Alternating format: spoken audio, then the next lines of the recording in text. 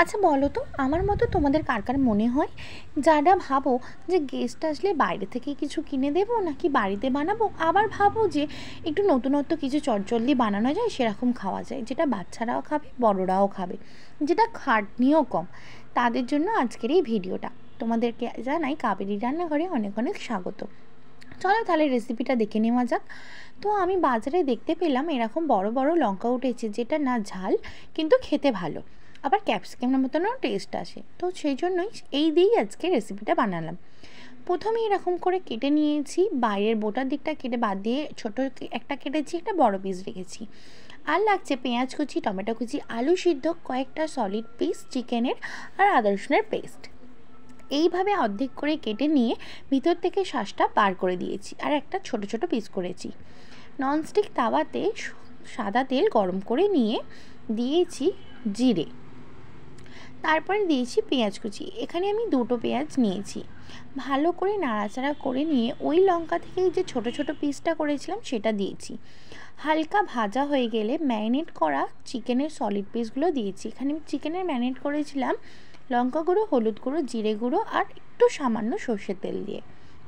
ভালো করে নাড়াচাড়া করে নিয়ে এখানে দিয়েছি আদা রসুনের পেস্ট। নাড়াচাড়া করার পরে দিয়েছি ছোট ছোট করে কেটে রাখা টমেটো কুচি। টমেটো কুচি দেওয়ার পরে হালকা ভাজা হয়ে গেলে দিয়েছি এখানে স্বাদ অনুসারে হলুদ গুঁড়ো, লঙ্কা গুঁড়ো। যাতে না জ্বলে যায় অল্প করে জল দিয়ে মশলাটা কষিয়ে নিয়েছি। তারপরে অল্প নুন দিয়েছি, তারপরে সিদ্ধ করে রাখা আলুটা ম্যাশ করে দিয়ে দিয়েছি।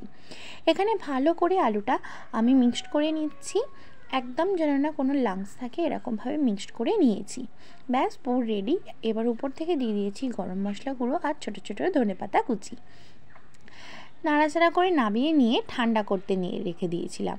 ঠান্ডা হয়ে যাবার পরেই ওই যে লঙ্কাগুলো কেটেছিলাম তার মাঝখানে পুর ভরে দিয়েছি। এর আগে আমি ছোট ছোট বল করে নিয়েছি যতগুলো আমার লঙ্কার পিস আছে সেই জন্য।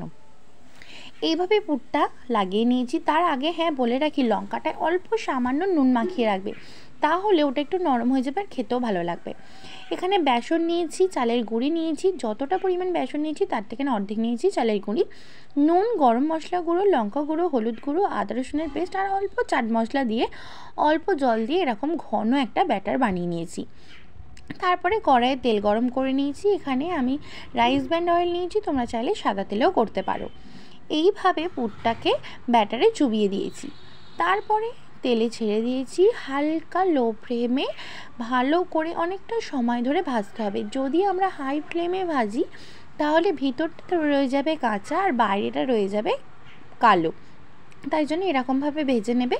তোমরা চাইলে ডবল কোটও করতে পারো, আমি ডবল কোট করিনি, একটা সিঙ্গেল কোটেই ভেজেছি। তো এই রেসিপিটা কেমন লাগলো অবশ্যই আমায় কমেন্ট করে জানিও। জলদি বানানো যায়, বাচ্চাদেরকে টিফিনেও দিতে পারো, এর মধ্যে সবজিও খাওয়া হবে, চিকেনও যাবে। তাই জন্য ভিডিওটি ভালো লাগলে অবশ্যই লাইক, কমেন্ট, শেয়ার করতে ভুলো না।